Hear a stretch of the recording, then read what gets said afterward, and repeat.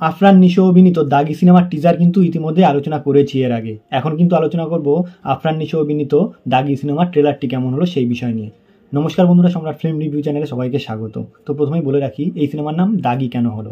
আফরান নিশো এমন একটা অন্যায় করে বা খুন করে যার জন্য কিন্তু তাকে 14 বছর জেল খাটতে হয় বা জেলের সাজা হয় তার। তো 14 বছরের আগেই কিন্তু সে মুক্তি পেয়ে যায়, দেখানো হচ্ছে এই ট্রেলারটিতে। এবার কথা হচ্ছে তাকে কেন 14 বছরের জেলের সাজা দেওয়া হলো। তো এই ট্রেলারটিতে কিন্তু এটাই সাসপেন্স রাখা হয়েছে, মিউট করা হয়েছে, কারণ এইটা কিন্তু একবারেই খোলামেলাভাবে বলা হয়নি যে কেন তাকে এই শাস্তিটা পেতে হলো। এটি হচ্ছে এই সিনেমার মূল সাসপেন্স। এটি দেখার জন্য কিন্তু মূলত আপনাদের প্রত্যেককে সিনেমা হলে দেখতে হবে, সিনেমা হলে যেতে হবে এবং সিনেমাটি দেখতে হবে। এই কারণেই কিন্তু এই ঘটনাটিকে বা এই কাহিনীটিকে মিউট করা হয়েছে এবং সাসপেন্স রাখা হয়েছে যে কেন তাকে শাস্তি পেতে হলো।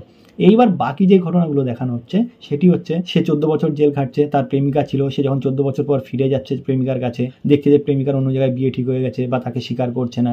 সাধারণভাবে যেগুলো হয়, একজন আসামি জেলে যাওয়ার পরে ফিরে এসে যেমন যেমন অবস্থা দেখে, তার ক্ষেত্রেও কিন্তু একই জিনিস হয়েছে, কারণ সে হচ্ছে বর্তমানে একজন দাগি আসামি।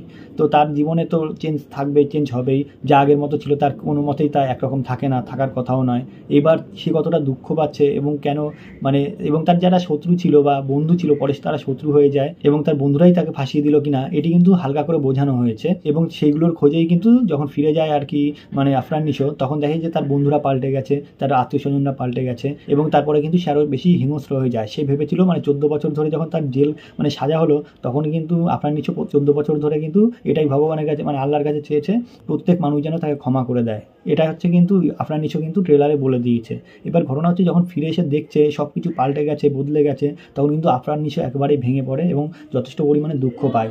যখন দেখলো যে তার ফ্যামিলি, তার প্রেমিকা এবং তার বন্ধু বান্ধব সব কেমন বদলে গেছে, তাকে আর কি মেনে নিচ্ছে না এবং শত্রু হয়ে গেছে প্রত্যেকেই, তাকে দূরে ঠেলে দিয়েছে। এটা হচ্ছে মেন কারণ। তাকে যখন দূরে ঠেলে দিয়েছে তখন নিজের মধ্যেই কিন্তু একটা হীনমন্যতা চলে আসে এবং সে কিন্তু নিজের মধ্যে থেকেই হিংস্রতা তার মধ্যে একটা হিংস্রতা ভাব চলে আসে। সে কিন্তু তখন প্রতিশোধ নিতে চায়। এবার ঘটনা হচ্ছে তার ব্যাকগ্রাউন্ডে কী ঘটনা ছিল, কী কাহিনী ছিল যার জন্য সে আজকে কিন্তু দাগি এবং আসামি, এবং তার ফ্যামিলি কেন মেনে নিচ্ছে না যে তার পরম প্রেমিকা ছিল তমা মির্জা, সেও তাকে অস্বীকার করছে।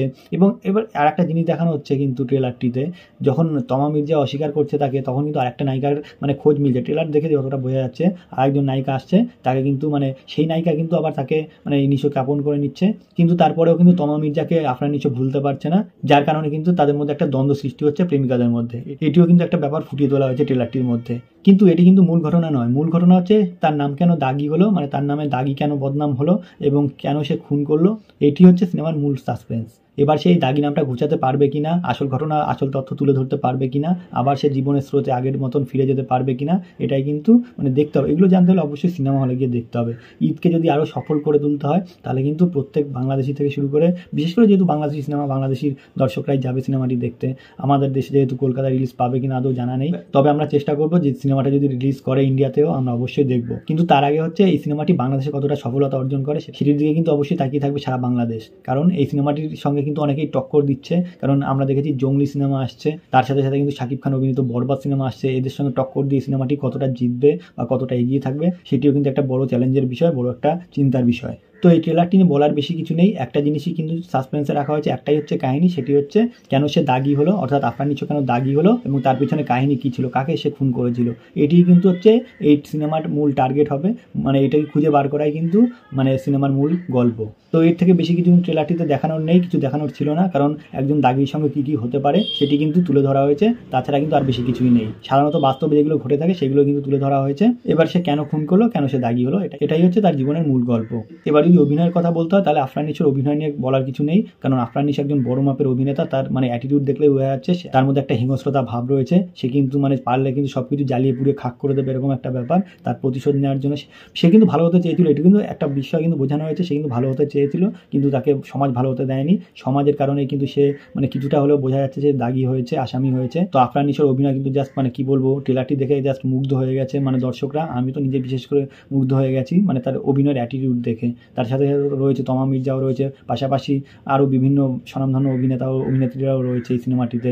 তো সব কিছু মিলে এখন দেখার বিষয় যে সিনেমাটি বক্স অফিসে কতটা সাকসেস পায় এবং কতটা সফলতা অর্জন করে। তো যাই হোক, আশা করবো যে সিনেমাটি ঈদে কিন্তু একটা দারুণ ব্যবসা করবে এবং যথেষ্ট পরিমাণে সফল হবে। আর বেশি কিছু বলবো না। ভিডিওটি যদি ভালো লাগে অবশ্যই লাইক, কমেন্ট এবং শেয়ার করবেন এবং অবশ্যই সাবস্ক্রাইব করবেন। আর হ্যাঁ, যারা এখনও ট্রেলারটি দেখেননি তাদের জন্য কিন্তু অবশ্যই ডিসক্রিপশনে ট্রেলারটির লিঙ্ক দিয়ে দেবো, আপনারা দেখে নেবেন এবং কমেন্টস করে জানাবেন যে কেমন হলো, আপনাদের কেমন লাগলো ট্রেলারটি। তো ভালো থাকবেন, সুখে থাকবেন, নমস্কার।